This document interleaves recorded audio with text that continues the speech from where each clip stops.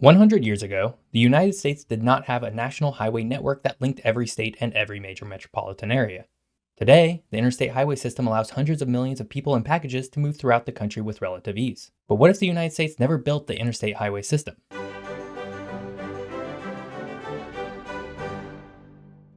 Welcome to What If Geography, where we try and answer the great geographic what if questions of the world. I'm your host, Jeff Gibson, and today we're going to talk about the United States interstate highway system. More specifically, how would the United States be different today had we opted to not build the interstate highway system? But before we try and tackle this what if scenario, let's first talk about the history of why the interstate highway system was built in the first place.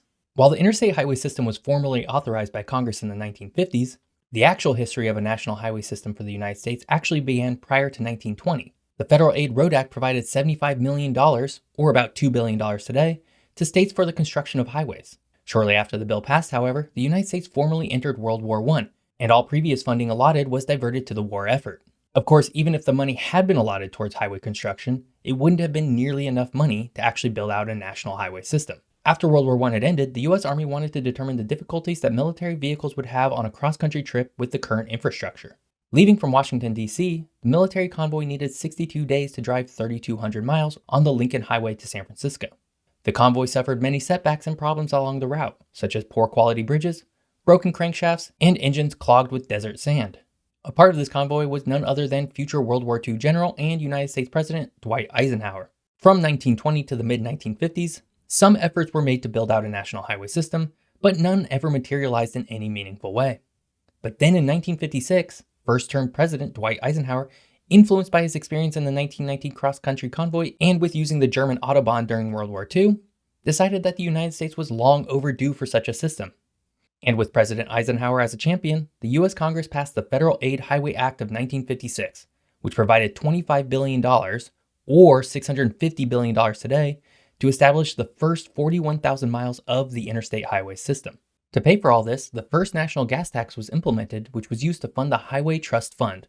This fund still pays for our interstate highway construction and maintenance today, though the gas tax no longer provides adequate funding to pay for its obligations. Since about 2008, the Highway Trust Fund has been supplemented by general tax fund dollars. After many starts and stops, the United States had a formalized plan and system to build out its national highway network. The rest is, as we say, history. But what if the interstate highway system was never funded? Okay, before we jump into some fun speculation, if you're enjoying this video, now would be a great time to subscribe. More fun geography videos are just one click away. If the interstate highway system was never built, the United States would certainly still have a national highway system. There were highways built prior to the interstate highway system, and there are non-interstate highways that are being built today.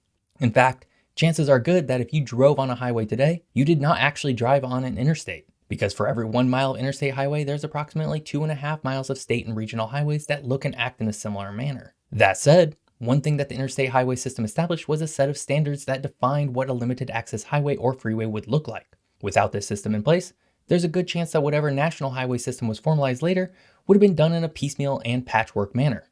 Any standards created would have been less formalized and certainly not national. To give an example of this, interstate highways are mandated to be limited access. This entails the use of on and off ramps rather than intersections with traffic signals that we would more closely associate with a normal street. A non-interstate highway typically looks and feels more like a large road than what we would consider a freeway today. If the interstate highways were never built, the national highway network would likely have folded more into the natural fabric of cities instead of carving through large swaths of homes and land. As a result, cities would likely look and feel less carved up than they do today. Speaking of cities, the construction of the interstate highway system has left an indelible mark on every single major city and metropolitan area in the United States. In order to build out the highway system, thousands of homes and businesses were demolished.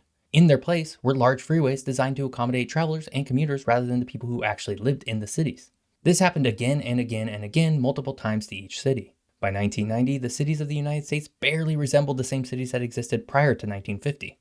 Suddenly, tight urban fabrics were chopped up and divided in ways that created very real barriers for those that lived in the city. And during this construction, cities were not carved up equally.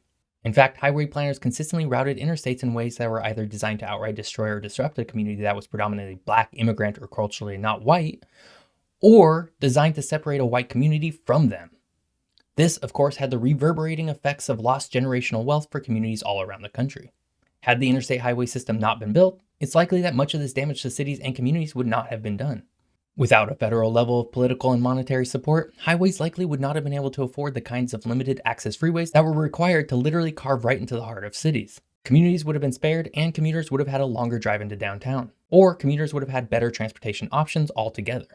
The interstate highway system was incredibly expensive to build, and while much of the build out in the beginning was done on the basis of national security, recall that 1919 cross-country military convoy that took 62 days, the interstate system quickly transformed into a way to move cars in and around cities as quickly as possible. Much of this happened around the same time as the decline of public transportation and passenger rail services. But had so much political and monetary effort not been devoted to building freeways, there's a good chance that more money would have been made available to the build out of public transportation systems.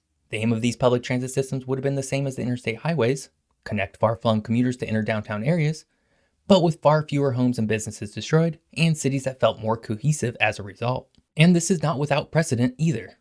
In the 1960s and 1970s, federal highway planners sought to build yet another interstate highway in Portland, Oregon.